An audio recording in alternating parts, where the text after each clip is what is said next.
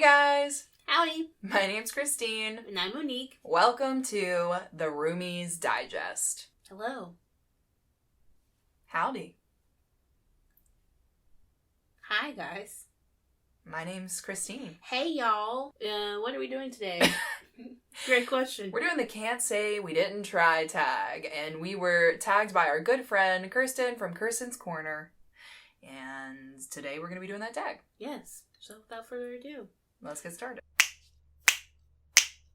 Bum, bum, da da da da da, bum, bum, da. The number one question is a book you should have DNF'd. You should go first. If y'all watch this channel, you know that I should have DNF'd the 12 Dates of Christmas. We don't have to go over it. I just should have done it, and that's the tea. Yes. And I picked Pride and Prejudice. Recently read it, and I don't think I needed to finish it. You know, they're getting together, and that's that. Really. It's funny that we picked each other's books that we gave each other for Christmas. LOL. Number 2, most books you've read without finishing a series. This was a tough one to remember, but I think it is going to be the Princess Diary series, because I just realized that Meg Cabot wrote a new one for her series. It's like an adult romance. And I'm like, Mia Thermopolis and Michael are still together! Anyway. I never read that series. I really am feeling like I need to do a reread because I really was living through Mia Thermopolis in middle school. Anyway, so I think it's 7 books. No, I think there is 7 books. I think I read to 5, maybe 4. Mine is going to be the Throne of Glass series because I have read all of the books except for the Assassin's Blade prequel, because I'm a little weirdo about prequels. I get like a little I'm like, I don't know if I should read it. Pretty much the only one I haven't read, and that is a huge series, so. Number 3, a hyped author you just can't get along with. Ready? Let's 1, 2, 3. Okay, right. 1, 2, 3. J.K. Rowling. Oh, how do you say her name? Rowling? Rowling? Rowling? I don't know. She's English, so. J.K. Rowling. Rowling. Yeah. Number 4, a genre you rarely read from. Surrealism. I've talked about that before. Yes. I was gonna say like historical romance. I would love to rec you some historical romances. It's just the covers. They're just so they're so weird. I wouldn't pick it up. But like there are other ones that are like interesting, like The 20th Wife. Well, I'm saying like if it's like not only about, but I'm just like the ones that look like they're like laying on the couch and like linen dressing. I'm not going to go out of my way to pick this up. Number 5, the most elusive book, a book or edition you can't get your hands on. I have been trying to find dust jackets for the Akhtar series because, as we all know, if you bought the series in the first 4 books and now you're buying the new books, like the covers have changed. So I'm trying to find dust jackets that have artwork with all the characters on them that I can just put over all my books so that everything matches. And every time I find a dust jacket that I like, it gets sold out. So if you guys know of an Etsy shop or someone who makes dust jackets for Akhtar and they're beautiful and you think I might like them, can you link them down below, please? Yeah, I thought you had the paperbacks. What? Anyway.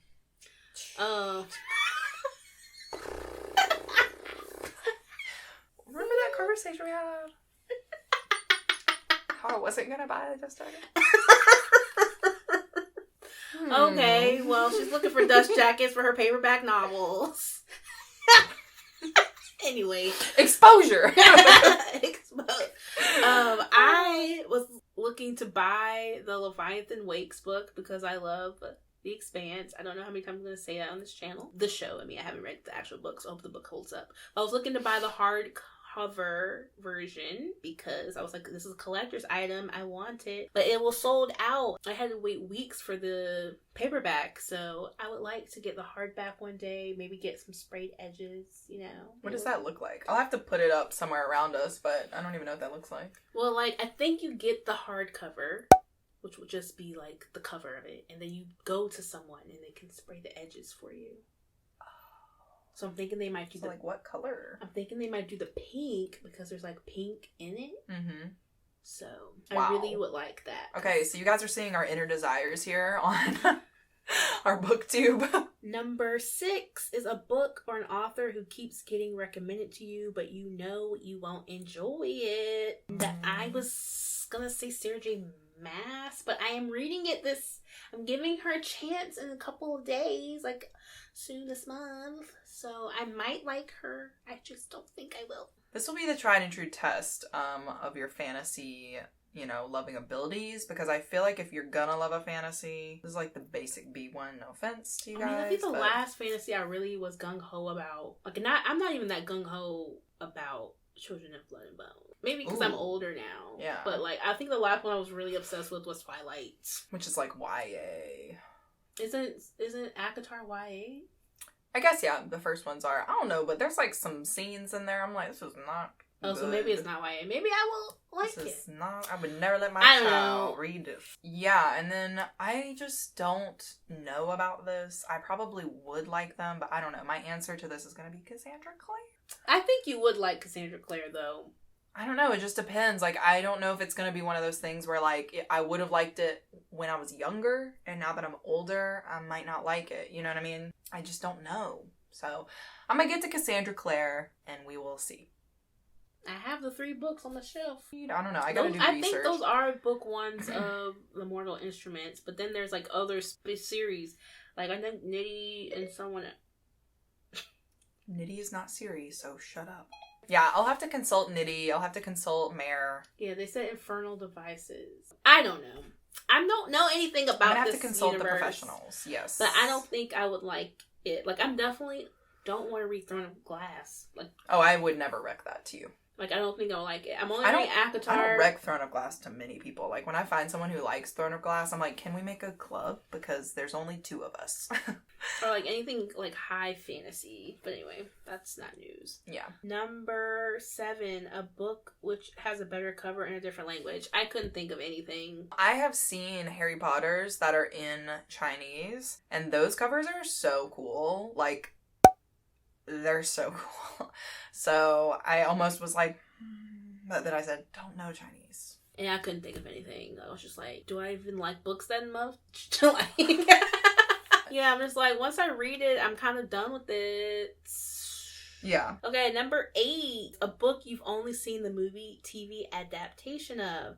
And this is where I thrive, everyone, because if I watch a movie or a TV show, and it turns out to be a book, I'm not going to read the source material. It's rare. The only time this has happened, which was recently, Leviathan Wakes, and Annihilation. So sci-fi might be the only genre that she will watch and then read. Yes. To get a better understanding of what she's watching. Is going on. Yes. But yes, so Hunger Games, I've never read that series. Maze Runner, never read that series. Harry Potter. Exactly. Never read that series. Lord of the Rings. Exactly. I think I can answer this for you. Keep going. Never read that series. And then I have the opposite problem. I will literally read everything and watch everything. So I think the only one that I could think of that actually you thought of was The Vampire Diaries. And that is because there's 10,000 books. I didn't even realize they were books. Yes. And it's so funny because in the first episode, they try and do it like The Vampire Diaries. So it's like Elena is like narrating it and she's like, "Dear Diary." And you're just like, oh no. So yeah, I've never read those. But I love the show. Oh, I love the show so much. Number 9 is a book that you wouldn't watch if it got adapted. I couldn't really think of anything for this. I could. But I said I'm thinking of ending things. It's already adapted, but I don't think I'm going to watch. Mine was, if you guys, have been on our channel before, you know this wonderful, wonderful book called Wind, Sand, and Stars. I will never watch that. Oh, I said Daughter of the Blood, too. Daughter of the Blood. See, I might watch that if it became like a Game of Thrones situation on HBO. Nice. And I just realized that we skipped a question. We did, okay. Is a series that shouldn't have been continued. Oh, a series that should not have been continued. Putting you on the spot.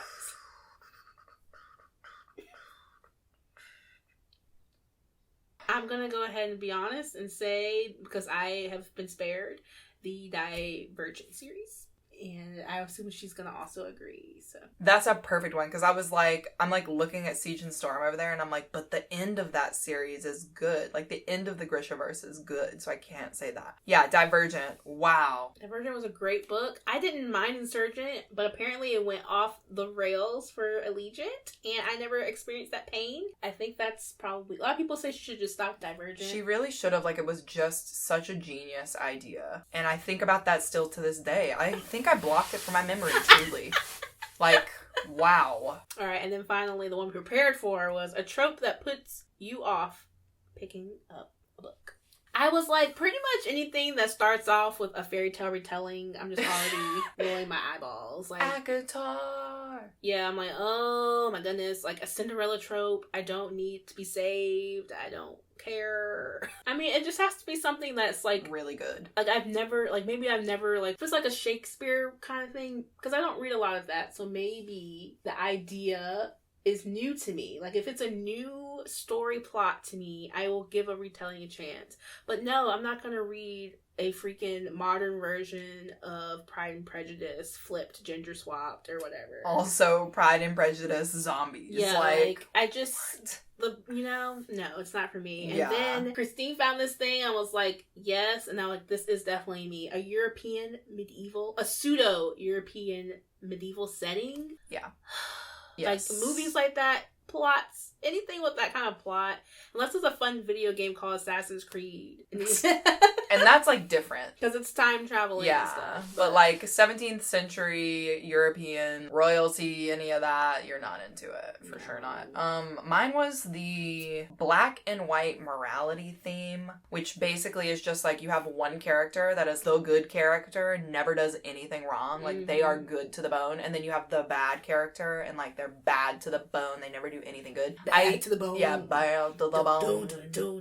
Bad to the bone. I hate that trope because that's not real life. People are not like that. Even if you're a good person, you still make mistakes and you muck up. So my actual favorite kind of character is a gray character because they do what they want. Think of something. And then they do good things, but then they do bad things. You know what I mean? It's not even that. They just have hard choices to make. And sometimes it's not pretty. Yeah, like it's not cute. Black and white. Like that's unrealistic. And I kind of hate that trope so much. And I will read books like that, but I definitely like don't look for that in a book, you know? Yeah, I think that's one of the reasons I didn't like Fallen. Yeah, because it's just unrealistic. You're like, come on, man. Like, people make mistakes. They're not always good. Like, they're gonna get jealous or they're gonna get mad or whatever. Or on the other part, like, the bad person is bad because of this tragic backstory. You know what I mean? They weren't born bad. Like, people born bad. I'm like, come on, bro. Anyway. I feel you. I don't believe in that trope. So, that's the tea. That is the tea. And that concludes the questions. So... we are going to be tagging a few of our booktuber friends. First, we want to tag our good friend Jayla at Lala Loves Lit. Then we want to tag our other good friend Rachel at Let Me in the Library. And then Darian from Darian Reads. And also Andy with Read by Andy. Yes. So if you guys have been tagged, we'll of course try and tag you on Instagram so you can see. But hopefully you have some pretty good answers. I know. I am looking forward to their tea. Yes. Yes. Because I know there's some tea. Okay? I know. Every day I laugh. Every day somehow Rachel's 1-star review of Lore Olympus is brought up. Not Lore Olympus, excuse me. That is probably never... No, she did not like Lore Olympus. No, it's not Lore Olympus. It's what is Lore. It? Oh, Lore. Oh. I was like, we cannot shame the beautiful comic. Oh, that yeah, we love Lore Olympus. I meant Lore. Not bad. Anyway, every day there is something that reminds me that she gave Lore 1 star. I cannot cackle. wait. I really cackle. All right, so that is the end of our video. Yes, like, comment, subscribe, and let us know in the comments what books you tried and didn't like. So. Yeah, just pick a question, any question. Let us know. You know, I was really interested in what copy someone was, or like what edition someone was looking for and they couldn't find. That would be the one that I would want you guys to answer so I can kind of see what you guys like. My book buying hobby, my book buying is not like, yes, it's a problem, but it's not really like, I don't have a refined taste, you know what I mean? Like if I see it, it looks cool, I'm going to buy it. I want it. I buy it. I buy it. So yes, let us know in the comments what you think. And until our next video, we will see you guys later. Bye!